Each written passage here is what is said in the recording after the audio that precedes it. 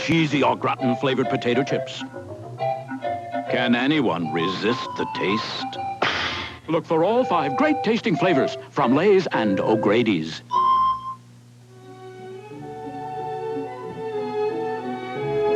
Cut. Loulou?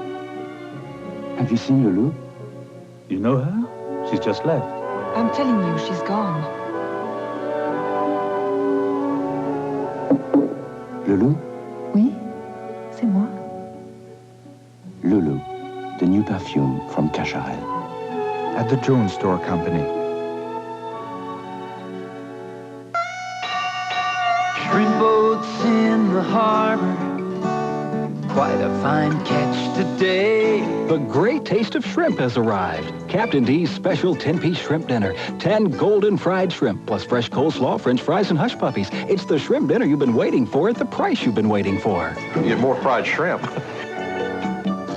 It's wonderful. Captain D's, a great little seafood place. Well, outstanding deal. Honored as Missouri's best newscast, this is KMBC 9 News at 10 with Larry Moore, Laurie Everett, Dave Dusick, and Len Dawson.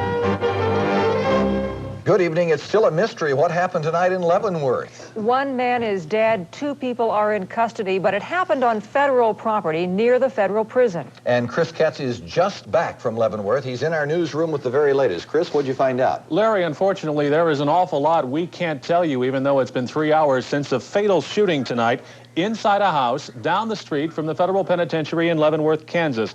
A staff member at the prison was found shot to death tonight, and as of this hour, 2 young boys are being held for questioning in connection with the crime. It happened at a house at 11th and Metropolitan in Leavenworth. Technically, this house sits on federal property, so prison officials and the FBI are handling the case. Dead is prison employee Lieutenant Philip Schultz.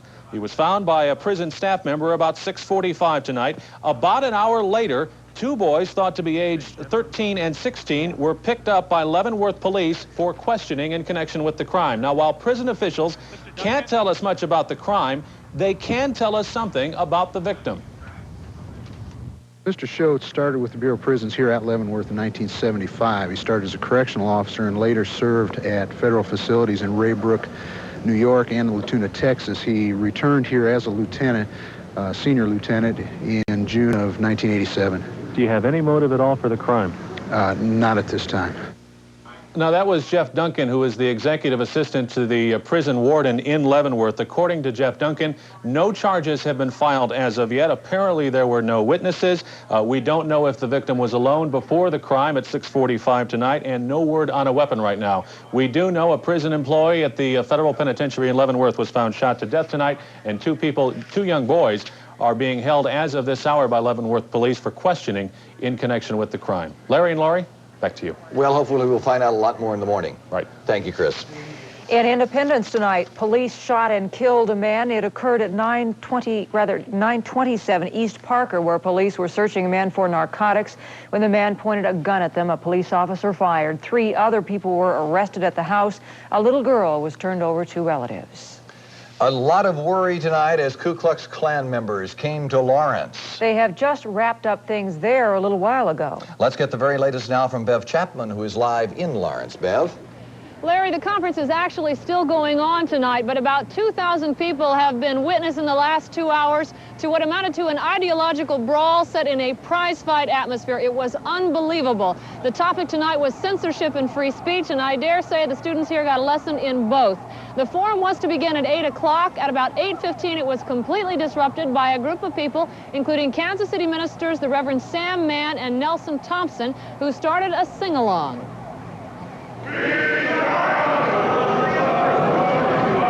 I request that you please cease disruption of the event so that it may continue.